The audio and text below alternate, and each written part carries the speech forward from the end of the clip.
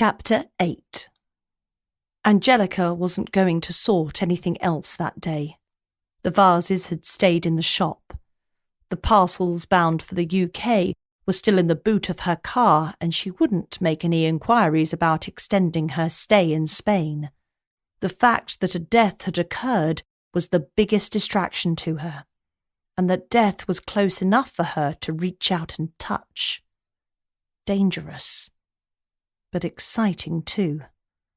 Angelica's desire for a more adventurous life had been fueled. She just had to know what was going on with Tina Gonzalez, even if it was for the sake of poor Freya. Going back through Facebook, Angelica made note of all the mutual friends shared by her and Tina. This wasn't a massive list. The names on there included people she was only connected to on social media.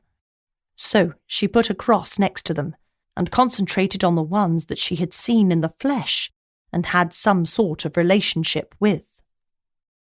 Angelica focused on 3 names: Petra Kartova, Reyes, Mariana Mariano. These she was close enough to.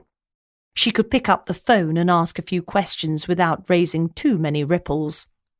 As she sat and looked at the names, one stood out more than most.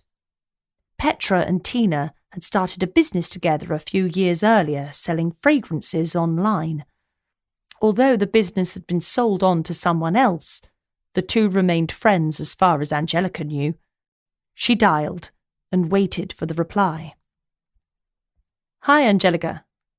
"Hi, Petra. How's things with you?" "I'm good, thanks. You?" "Yes, pretty good. Is now a good time to talk?" Angelica asked. She wanted to cut to the chase and hoped Petra would be amenable to that. "That sounds ominous." "I wanted to ask you a few questions about Tina Gonzalez. I've heard a few things over the last few days. I wanted to speak to someone who knows her well." "That's me. I know her just about as well as anyone on the planet except for Freya and Dante." Angelica sighed at the name of the daughter. She would be without a parent if Tina was dead, and Dante was the killer. "How has she been?" Angelica asked. Then she remembered the advice her brother gave her. The inner detective came to the fore. She sealed her lips and waited for a response. If she filled the silence with noise, then Petra wouldn't be able to. 10 seconds later, Petra started to speak as she thought.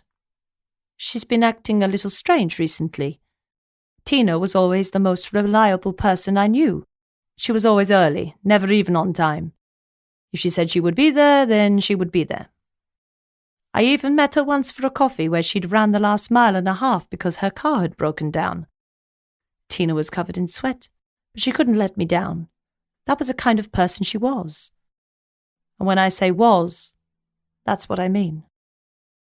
That was the old Tina. In the last few months she would be late. She would not turn up and sometimes simply wouldn't even return calls. I got so worried about her. Between you and I, money might be a factor. I know we didn't get as much for the business as she would have liked. I believe that she didn't turn up because she couldn't afford a coffee or even the petrol to get to the coffee shop. She changed her phone number I don't know how many times over the last few months. I guess that was linked to not paying the bills. My take on it at any rate."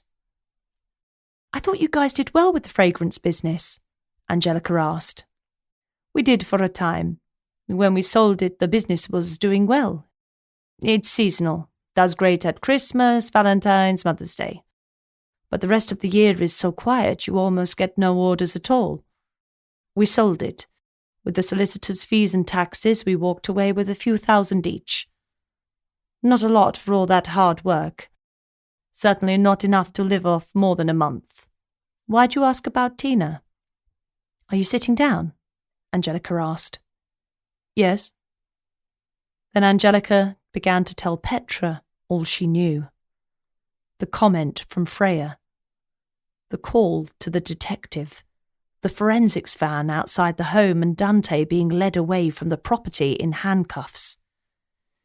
Petra was audibly upset. Angelica gave her a few moments to compose herself before asking, "Do you have any questions?" "No." But I do have one thing to say. In my view, Dante's no killer. He loved that woman with all his heart and soul. Petra, we don't know what someone is capable of, Angelica replied, thinking about her own life. Patty wasn't always violent. She wouldn't have got with him if he was. But over the course of a couple of years, his dark side came to the fore.